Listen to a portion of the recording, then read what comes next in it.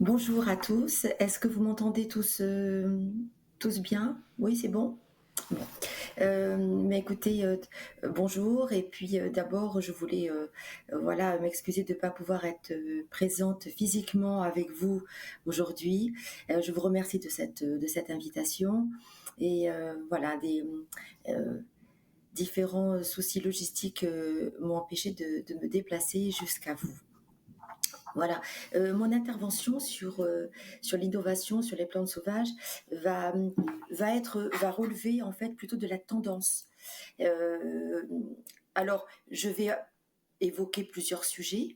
Alors, d'abord, je vais peut-être me présenter un peu plus. Donc, Fabienne Rouleau, je suis présidente d'une entreprise qui s'appelle Santé Diététique. Et cette entreprise a trois vocations. Elle publie des ouvrages en diététique, elle fait des séances de formation et aussi du coaching sur les thématiques de la santé et de la diététique, que ce soit dans les institutions privées et publiques, dans les écoles et dans les entreprises. Voilà un petit peu mon domaine d'activité et c'est pour ça effectivement que par ce prisme-là, on m'a demandé d'intervenir sur l'aspect tendance un petit peu de ces plantes sauvages. Donc je vais vous aborder plusieurs thématiques. D'abord ce que c'est les plantes sauvages, mais on va en parler toute la journée, j'imagine. Les tendances sociétales et de consommation, les compléments alimentaires, le bien-être, bien évidemment, et puis on va tout doucement aborder effectivement l'innovation culinaire aujourd'hui et demain. Même si effectivement on est dans une thématique euh, on est dans une thématique, on peut peut-être aller un peu descendre les slides, s'il vous plaît, jusqu'à, voilà, après. Voilà. Voilà, on est dans une thématique qui est encore très récente, même si on trouve beaucoup de livres, et je finirai par là, mais finalement, il y a des études, l'intervenante précédente euh, en parlait, euh, mais on est quand même sur un sujet qui, comment dirais-je, qui n'a pas encore complètement percé le grand public, à part effectivement des gens initiés qui sont engagés. On est dans une thématique qui va d'un côté toucher des personnes engagées dans le grand public et de l'autre côté des personnes comme vous dans la salle sans doute, des personnes qui vont réfléchir aux tendances pour demain, à la recherche aussi scientifique pour déterminer ce qu'on disait tout à l'heure, ce que votre intervenante disait, c'est-à-dire quelles sont les études qui peuvent vraiment avérer la composition en minéraux d'une plante sauvage et pour voir quelle quantité, parce que c'est ça qui est important aussi, quelle quantité effectivement peut être bonne pour la santé. Parce et c'est là où la tendance effectivement, on est sur la vérité scientifique et puis après la tendance, c'est qu'effectivement là on a un hiatus parfois entre les deux et pour se dire effectivement, oui, c'est bon pour la santé, mais en quelle quantité? Voilà. Et voilà. Et c'est tout là le travail en effet de la recherche. Et puis à côté de ça, les éléments marketing, effectivement, parfois de, de certaines marques. Voilà, alors pour les noms, alors moi je me suis amusée à en mettre parce qu'effectivement, les noms des plantes sauvages, c'est des noms qui ne sont pas forcément du tout familières en cuisine, qui ne sont pas forcément familières du tout d'ailleurs. Euh, Certaines, oui, le sureau, le coquelicot, l'ortie, on en a parlé, la fleur de prime vert, la violette, la reine des prés. Donc effectivement, tout ça évoque c'est presque romanesque, hein, mais c'est pas forcément encore introduit dans la cuisine, à part effectivement quand on va à la montagne, quand on va dans certaines campagnes et qu'on voit effectivement des confitures avec des baies de quelque chose et des potages avec des orties. Et là, effectivement, c'est presque un petit peu exotique tout ça. Donc en fait, on est encore un peu là-dessus. Et alors, ce qu'il faut savoir, c'est que les plantes sauvages, c'est effectivement des espèces qui vont pousser naturellement sans intervention humaine. Alors certaines vont être déjà très connues, comme je le disais, parce qu'on en voit un peu déjà dans certaines régions de France, et puis d'autres complètement méconnus et qu'effectivement qui sont encore du registre de la comment dirais-je, de l'expert. Alors, on peut changer de slide. Alors, les intervenants ont déjà parlé de ce que ça pouvait apporter. Alors, c'est vrai que les plantes sauvages, on les associe aussi. C'est pour ça que dans l'imaginaire, c'est soit romanesque, soit au contraire associé aux mauvaises herbes. Elles sont envahissantes, elles sont peut-être jolies comme le coquelicot, mais elles poussent au bord des routes, elles sont abondantes et du coup là, c'est le côté un petit peu intéressant parce que si elles sont abondantes et qu'elles sont bonnes pour la santé, elles peuvent être à l'origine de sources de nourriture abondante et puis aussi de remèdes à des maux. Voilà, apprendre avec des pincettes parce que il faut voir effectivement beaucoup de sujets. Et là, effectivement, quand on est dans la recherche, on est là vous serez là pour développer les produits de demain qui seront effectivement sécures pour le consommateur. Parce qu'effectivement, on a vu en fait l'aspect do it yourself qui est très très développé, qui s'est développé beaucoup en cosmétique par exemple, ou dans les tisanes, etc., pour l'agroalimentaire. Et effectivement, le potentiel dangerosité doit être évalué, doit être connu de certaines plantes et également pour certaines préparations. Voilà. Donc effectivement, c'est un domaine qui doit être encore investigué. Voilà, parce que effectivement, alors ces plantes, ce ne sont pas des plantes cultivées, donc elles ne sont pas sélectionnées, elles ne sont pas modifiées génétiquement. Voilà, et on les trouve dans divers écosystèmes, ce qui en fait effectivement une grande opportunité potentielle. Hein, ça peut être les forêts, les zones humides, les bords de mer, les montagnes. Et donc en fait, elles offrent une biodiversité précieuse. Et c'est vrai que la première chose à dire, c'est presque, il ne faut pas les arracher, il ne faut pas les couper parce que elles offrent une biodiversité précieuse là où elles sont. Voilà. Donc elles sont aussi dans les jardins. Il ne faut pas forcément non plus, il faut garder peut-être des espaces où on les conserve dans les jardins. Voilà. Alors, une fois que tout ça là est dit, et avec toutes les précautions d'usage qui peuvent être dites, c'est qu'effectivement, elles sont comestibles pour nombre d'entre elles. Et il y a des personnes qui s'enthousiasment beaucoup sur les façons multiples de les cuisiner avec, voilà, soit effectivement en complément d'un plat ou bien en plat essentiel. Voilà. Donc c'était original, c'est savoureux parfois et ça peut être économique. Voilà. Et puis effectivement, la personne qui me précédait en parlait, elles sont parfois très riches en nutriments et sont utilisées dans des compléments alimentaires également. Alors, les apports essentiels, on en a parlé. Donc, d'abord, effectivement, vous venez de l'écouter, nutritionnel. Donc, euh, riche en vitamines, en minéraux, en antioxydants.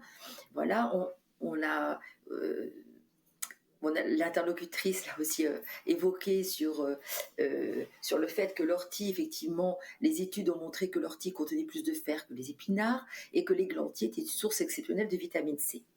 Voilà. Donc, effectivement, après, ça va être, mais d'ailleurs comme les épinards, ça va être de comparer la quantité nécessaire pour avoir un apport en fer suffisant quand des personnes sont en manque de fer. Voilà, ça c'est important. Et la question se pose aussi sur les légumes comme les épinards d'ailleurs. Voilà. Sur le plan gastronomique, c'est des saveurs originales, nouvelles, qui sont parfois complexes. C'est effectivement, on a des saveurs acidulées, amères, florales, iodées. Effectivement, il y a une éducation au goût qui n'est pas encore complètement faite sur ces plantes sauvages. Et ça, c'est effectivement, dans la tendance, c'est effectivement un peu, une fois qu'on connaît les plantes sauvages, qu'on dit les plantes sauvages, c'est bon pour la santé, ça va être de faire connaître ces nouveaux types de saveurs. Et c'est pour ça que l'introduction en cuisine, au niveau originalité et innovation, ça va être effectivement des introductions peut-être un petit peu ponctuelles, en dose un petit peu légère, pour que le public s'habitue à ces saveurs et soit familier avec ses saveurs pour après peut-être monter en gamme et, euh, et, euh, et en faire effectivement une consommation plus quotidienne. Voilà, c'est un, c'est peut-être effectivement une réflexion à avoir parce qu'effectivement on ne peut pas euh, il y a les personnes qui sont militantes dans cette tendance, ce qu'on a vu, et puis il y a le grand public. Et si on veut toucher le grand public par des nouvelles saveurs, effectivement, il faut avoir une approche sans doute graduée. Voilà. Et c'est ce que les chefs parfois font quand ils introduisent les plantes sauvages en innovation culinaire. Ils vont d'abord, je ne sais pas si vous l'avez observé, certains chefs l'ont d'abord utilisé comme décoration de plat. On a vu par exemple des coquelicots apparaître, des fleurs de sureau, etc. Donc on voit d'abord la décoration, et puis après c'est introduit dans les plats à petite dose, et puis après un peu plus grand. Voilà. Voilà, par exemple, on a vu que les fleurs de sureau, ce que j'ai mis là, peuvent parfumer un dessert. On est dans le parfum, on n'est pas dans la recette complète. Voilà. Et c'est vrai que là, il faut écouter effectivement cette sensibilité, je dirais quasiment instinctive de ces chefs. Alors sur le plan écologique, bien sûr, parce que c'est moins d'impact environnemental, on a vu, il n'y a pas besoin d'irrigation, ni d'engrais, ni de pesticides, encore moins. Leur cueillette est raisonnée, peut encourager la préservation des écosystèmes. Et puis après, effectivement, là on en parle depuis tout à l'heure, c'est effectivement culturel. Et depuis ce matin, vous avez vu qu'effectivement, voilà, depuis des temps immémoriaux presque, on utilisait ces plantes sauvages dans des recettes culinaires traditionnelles. Voilà. Alors, la tendance, elle est sociétale, même parce que, effectivement, on est dans une société qui a envie de plusieurs choses, qui a envie, premièrement, de redécouvrir des saveurs authentiques. Donc, on avait effectivement l'engouement depuis ces dernières années avec des légumes anciens, des légumes oubliés.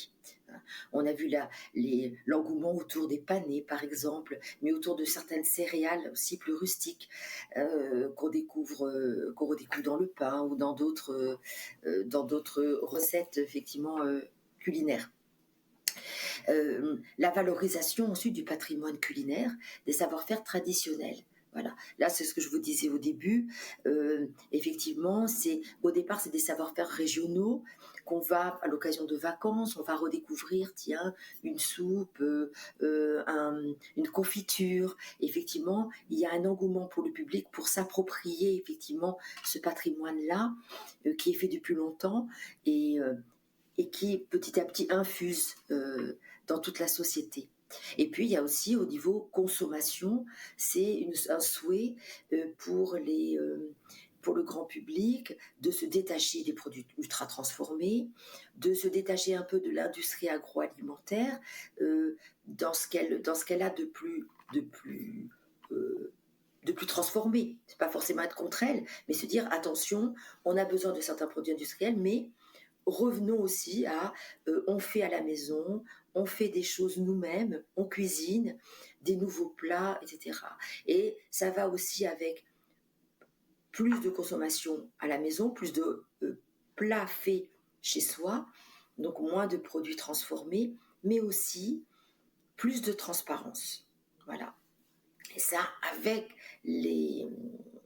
comment dirais-je, les plantes sauvages, pour l'instant, on n'a pas encore fait le tour de la question. Donc, on sait effectivement que c'est des plantes qui poussent et comment elles poussent un petit peu sur les bords des chemins, c'est naturel, on commence à avoir de plus en plus de connaissances sur le rapport, mais effectivement, on va petit à petit avoir plus de connaissances pour apporter aux consommateurs plus de solidité dans l'information.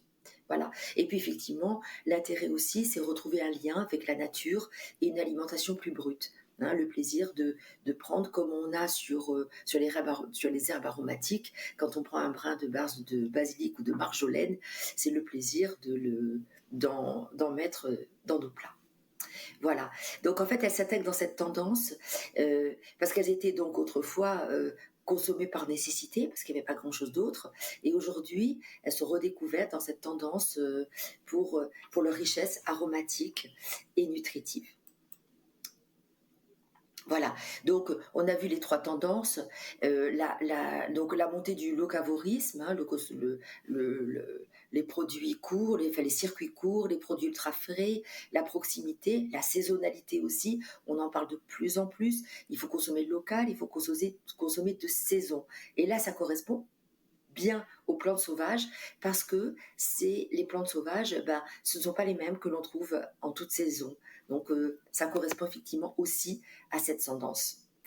Voilà. Et puis effectivement, il y a certaines cuisines, donc là je citais la cuisine nordique, mais il y a aussi la cuisine japonaise qui a déjà effectivement mis à l'honneur les plantes sauvages dans la gastronomie.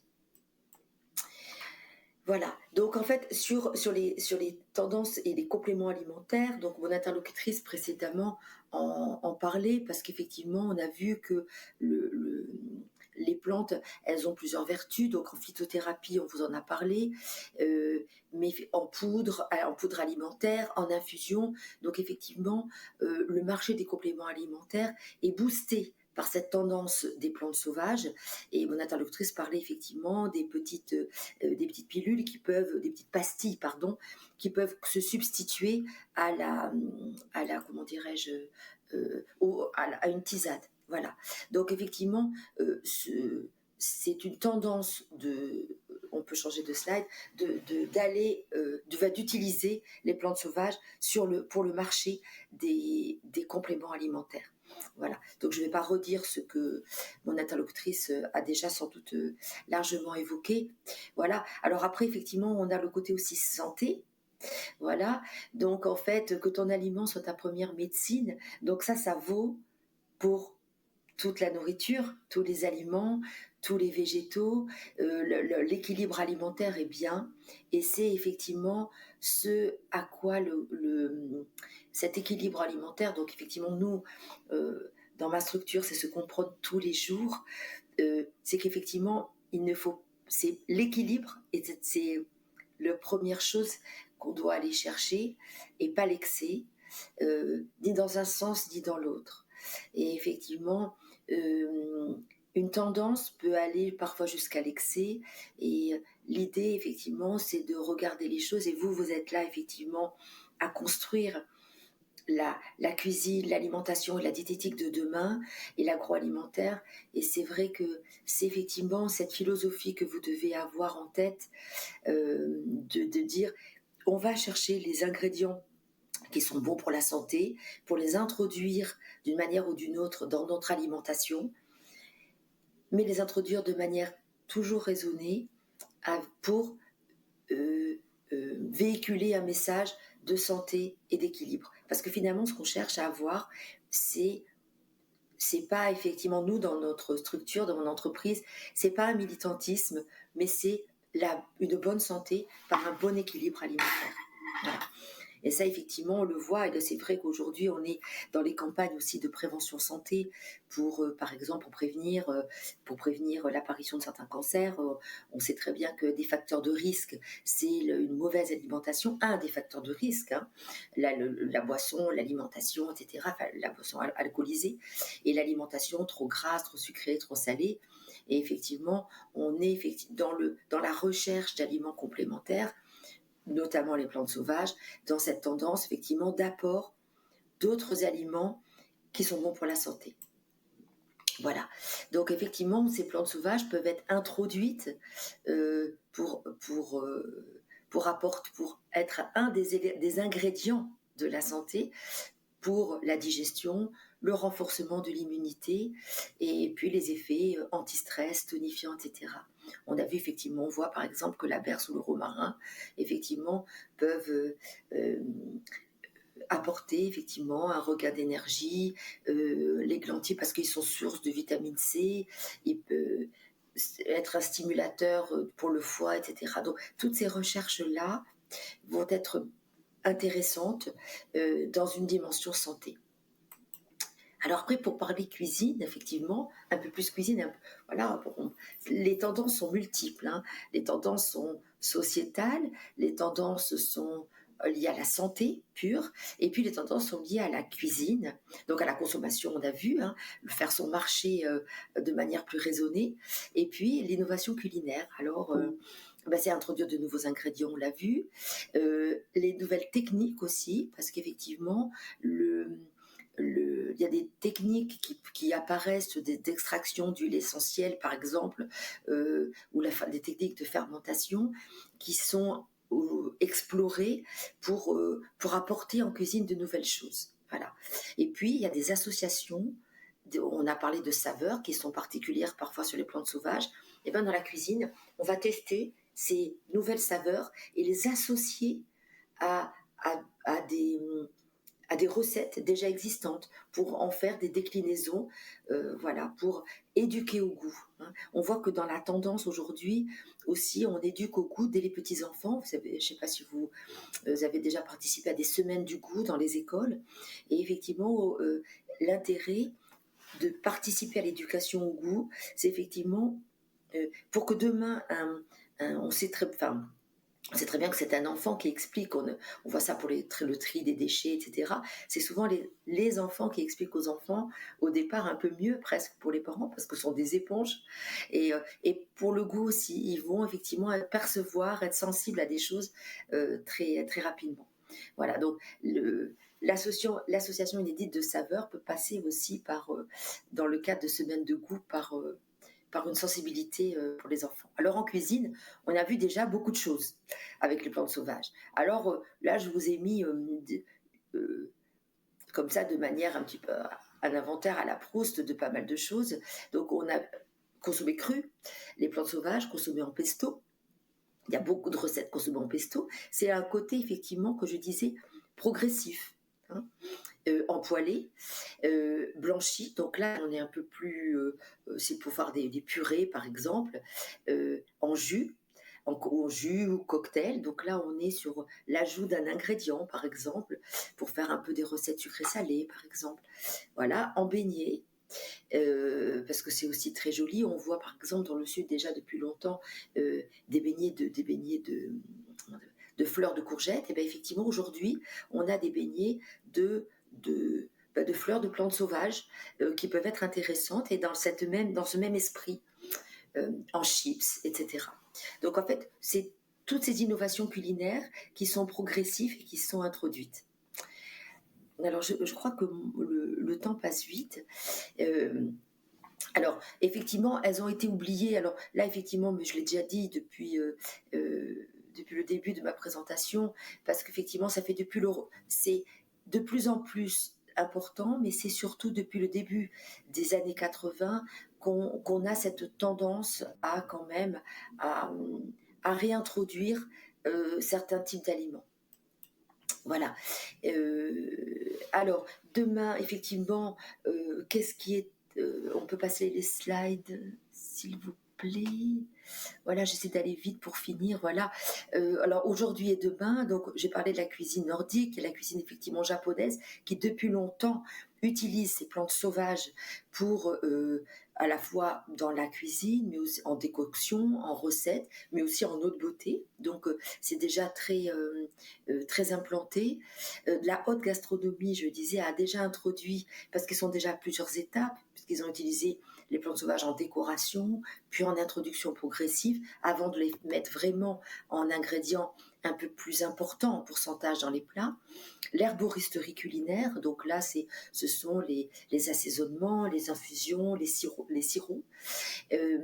La cueillette est de plus en plus de plus en plus démocratisée, et j'ai trouvé effectivement beaucoup d'ateliers de cueillette suivis d'ateliers de cuisine. Effectivement, et ça, je trouvais ça intéressant qu'on associe progressivement la cueillette et la cuisine, parce qu'effectivement, il faut expliquer. Et il faut expliquer qu'est-ce qu'on va faire de ces plantes, comment les nettoyer, comment les conserver, et après comment les introduire dans les plats. Et puis effectivement faire la distinction entre les plantes sauvages qui sont comestibles, celles qui sont pas comestibles justement. Voilà. Voilà, alors j'avais mis dans ma présentation, mais là une petite recette, de petites recettes à faire de purée de pommes de terre, à la mauve sylvestre. Parce qu'en fait, il y a des recettes, donc là, voilà, j'ai mis toute la recette. Effectivement, si la présentation vous est transmise, ça peut donner comment dirais-je? Une idée de recette à faire dans le week-end. Voilà, pour le côté un petit clin d'œil. Voilà, donc bah, les tendances à venir, eh ben, c'est démocratiser. Voilà, parce qu'effectivement, il faut expliquer aux gens, il faut que ça vienne dans la cuisine quotidienne et non pas que dans la cuisine des grands chefs ou dans la cuisine, comment dirais-je, des personnes qui sont déjà militantes et déjà très très impliquées. Il faut que ça vienne dans le quotidien de la cuisine, pas que dans le quotidien des compléments alimentaires. Voilà, donc effectivement, pour ça, il faut pouvoir parce que tout le monde n'habite pas à la campagne, donc en fait, il faut pouvoir l'acheter, donc sous forme déshydratée, en poudre. Il faut trouver effectivement comment le grand public peut se les procurer, ces plantes sauvages. Voilà. Et puis, effectivement, eh ben, c'est l'intégration dans l'alimentation durable et l'agriculture pour évoluer vers une autre culture raisonnée. Et effectivement, laisser effectivement les plantes sauvages pousser et se développer sur certains territoires euh, pourrait être effectivement une chose assez intéressante. Je vais finir par quelques pistes bibliographiques à vous donner sur les. Et là, vous verrez effectivement qu'il y a quantité. Alors là, j'ai pas pu tout mettre. J'en ai mis une petite dizaine d'ouvrages sur des pistes bibliographiques, à la fois un petit livre là pour enfants, et puis aussi voilà Herbe folle à ma table, que le guide des plantes sauvages comestibles, avec effectivement le côté identifier les plantes, les cueillir et les cuisiner. C'est voilà, ces trois temps intéressants. Effectivement, ce qui manque souvent dans ces plans, dans ces livres, et c'est effectivement, et pourtant c'est indispensable dans l'établissement d'une tendance, c'est, je le répète, et ça va être mon mot de conclusion, c'est l'éducation au goût. Les plantes sauvages n'ont pas les mêmes goûts, n'ont pas les mêmes goûts que ce qu'on a l'habitude de consommer. Donc pour qu'elles soient introduites, il faut habituer au goût. Sinon, c'est introduit dans les compléments alimentaires parce que souvent ils n'ont pas de goût. Voilà. Mais pour que ce soit introduit en culinaire, il faut éduquer au goût. Voilà. Je vous remercie pour votre attention. J'espère que je n'ai pas trop débordé dans le temps qui m'était imparti. Merci Fabienne pour cette présentation. Avez-vous des questions ?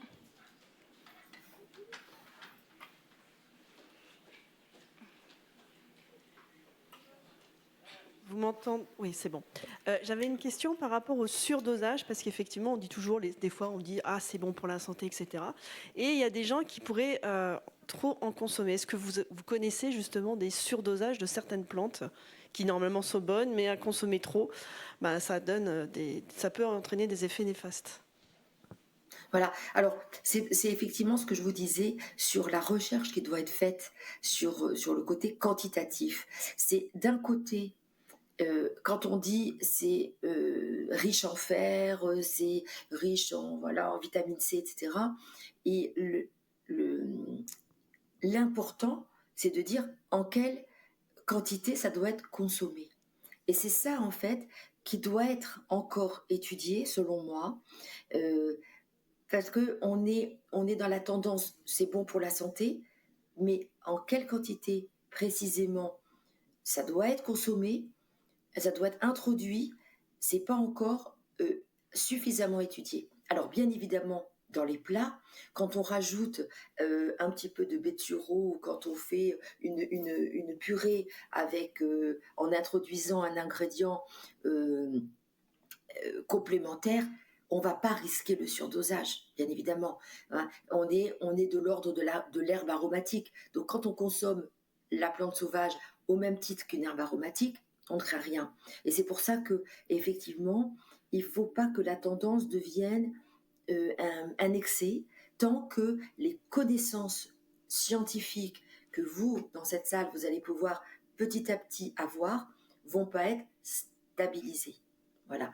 Et c'est pour ça que l'introduction, c'est bien, mais comme arôme, comme complément alimentaire, comme ingrédient complémentaire dans la cuisine, mais il faut toujours se méfier effectivement du côté ah mais c'est riche en comment dirais-je en fer, ben je vais en consommer énormément et en plus effectivement ça serait quoi des tas et des tas, ce qui est pas concevable puisque effectivement aujourd'hui la cueillette fait qu'on en ramasse ben, un panier et qu'avec ça il faut le faire sécher, il faut voilà donc aujourd'hui la question effectivement je pense qu'elle n'est pas tellement du surdosage parce que on peut difficilement faire un surdosage de plantes sauvages, mais c'est surtout l'étude de la quantité à apporter pour que le bienfait puisse être avéré.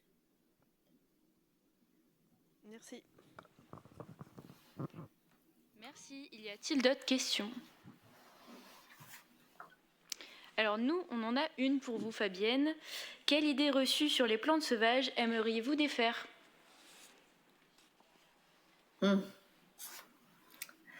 Alors, eh bien, c'est justement un petit peu ça. C'est-à-dire que les plantes sauvages, c'est bon pour la santé, mais il ne faut pas tout ramener à la santé. C'est important, il faut effectivement manger équilibré, etc.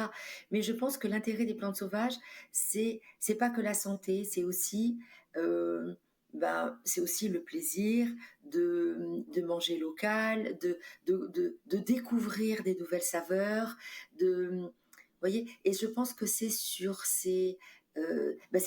quand je vous parlais d'éducation au goût, et je pense que c'est ça qu'il faut introduire en défaisant. C'est-à-dire qu'on n'habitue pas forcément les gens de manière plaisante en disant allez, vous allez prendre cette nouvelle plante sauvage, c'est amer, c'est pas très bon, mais c'est super bon pour la santé, c'est super riche. Ben non, je ne suis pas sûre qu'en tendance, les gens s'approprient les plantes sauvages, que ça soit un bon discours marketing de tendance, en commençant brutalement par ça. J'avais envie de défaire ça pour dire on va vous apprendre finalement que ça c'est joli, ça peut décorer un plat, c'est goûteux. Et quand vous allez voir après que finalement, si vous le mettez un peu dans votre cuisine, ça peut vous faire un apport complémentaire en vitamine C, en fer ou quoi, ça sera plutôt plaisant. Hein. Mais c'est peut-être reprendre un petit peu les choses dans un sens progressif pour que le grand public s'habitue au goût, aux saveurs. Voilà. Et c'est pour ça que finalement, si effectivement des gens dans la salle font des sensibilisations au goût dans les écoles à l'occasion de la semaine du goût, pourquoi pas introduire les plantes sauvages dans la semaine du goût, parce que ça serait effectivement un moyen tout doux, tranquillement, de les introduire auprès du grand public. Je ne sais pas si ça répond un petit peu à votre question. Si, très bien, merci. Et on vous remercie d'ailleurs pour cette conférence. Nous allons maintenant passer... Merci à vous. Merci beaucoup.